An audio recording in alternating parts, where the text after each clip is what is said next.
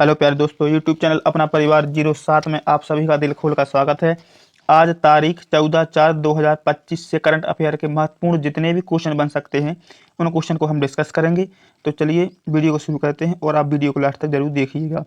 तो चलिए पहले क्वेश्चन से शुरुआत करते हैं। दिया है, अभ्यास सी ड्रैगन 2025 किस देश द्वारा आयोजित किया गया था? तो इस क्वेश्चन के ऑप्शन है संयुक्त राज्य अमेरिका, जापान, ऑस्ट्रेलिया या भारत।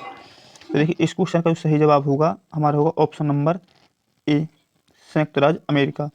देखिए अभ्यास सी ड्रैगन अमेरिका द्वारा आयोजित किया गया। इसको देखते हैं।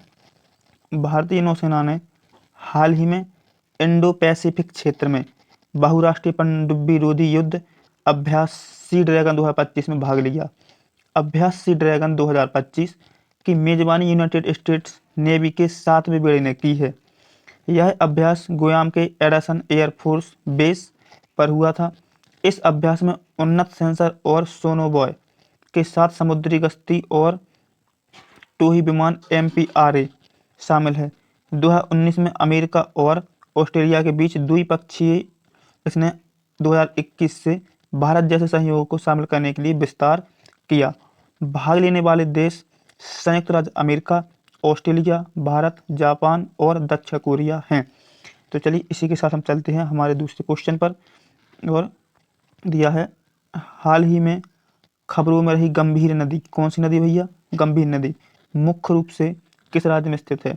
इस क्वेश्चन के ऑप्शन है कर्नाटक, राजस्थान, महाराष्ट्र या तमिलनाडु। तो इस क्वेश्चन का जो सही जवाब होगा ऑप्शन नंबर बी, राजस्थान। तो देखिए राजस्थान में गंभीर नदी मुख्य रूप से है। और चलिए इसके बारे में देखते हैं क्या है।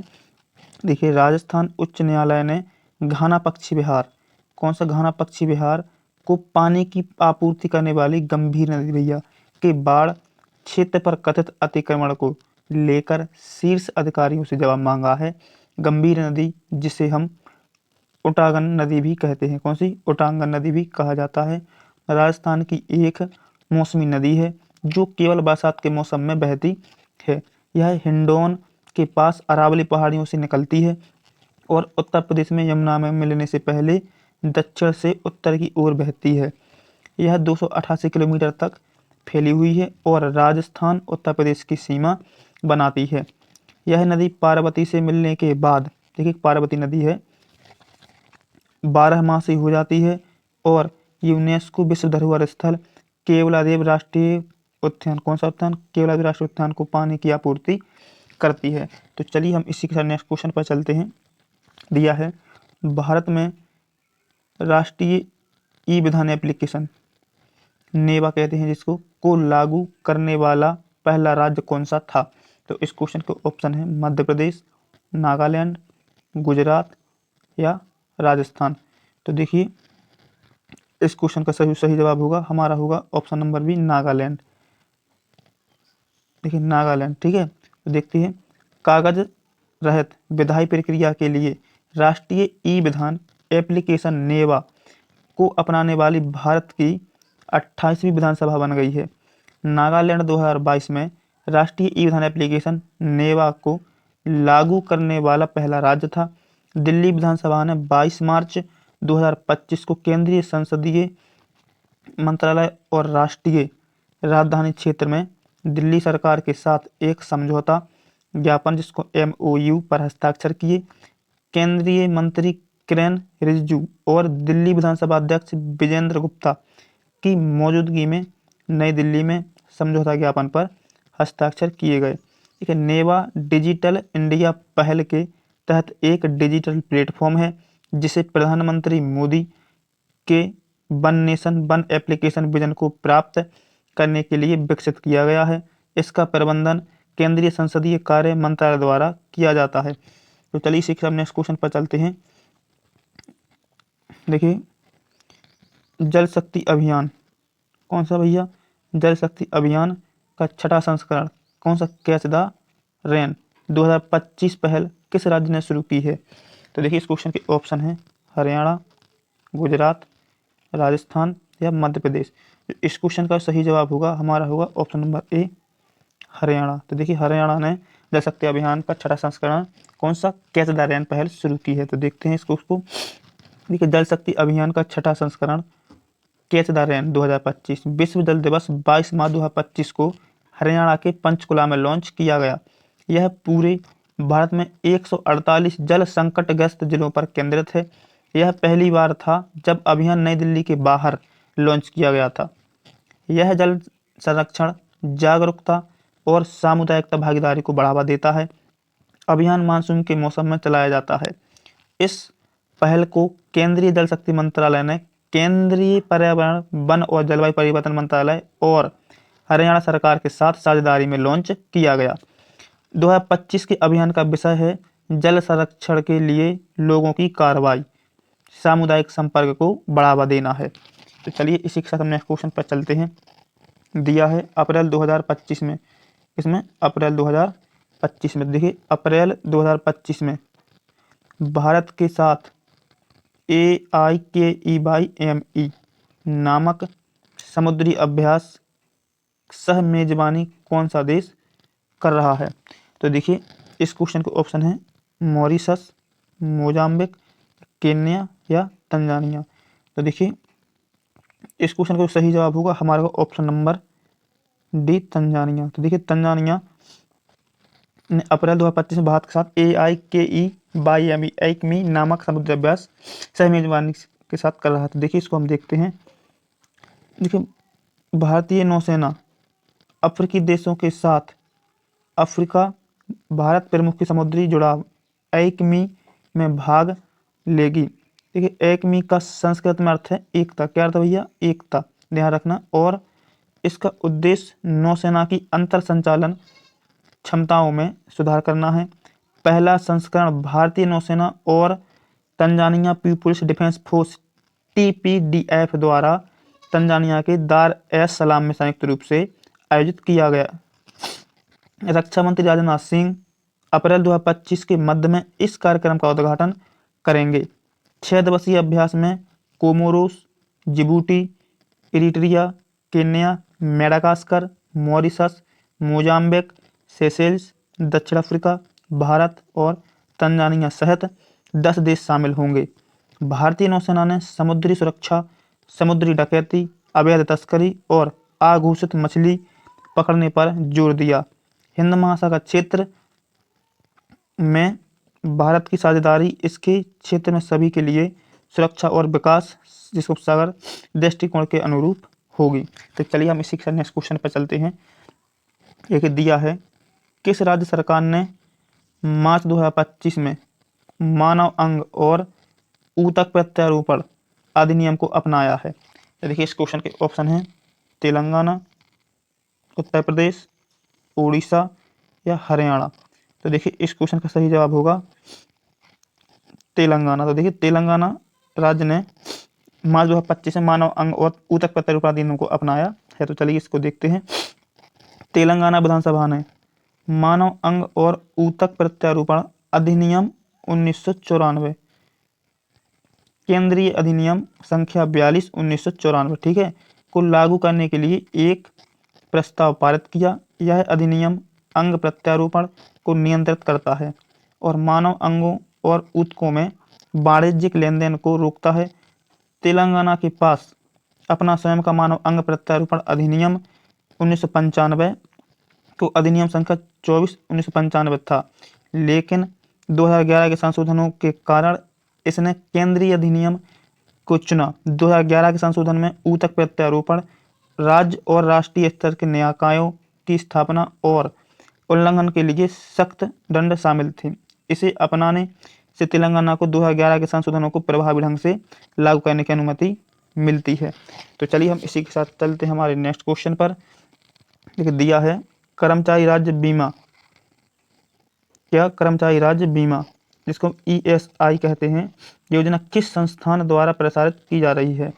तो देखिए, इस क्वेश्चन का ऑप्शन है कर्मचारी राज्य बीमा निगम, नीति आयोग या भारतीय रिजर्व बैंक या वित्त मंत्रालय। तो इस क्वेश्चन का सही जवाब होगा ऑप्शन नंबर ए, राज्य कर्मचारी राज्य बीमा निगम, ठीक है, कर्मचारी राज्य बीमा निगम। तो चलिए इसको देखते हैं। देखिए, भारत सरकार ने कर्मचारी राज्य बीमा योजना को उत्तर प्रदेश के 15 और जिलों तक विस्तारित किया है।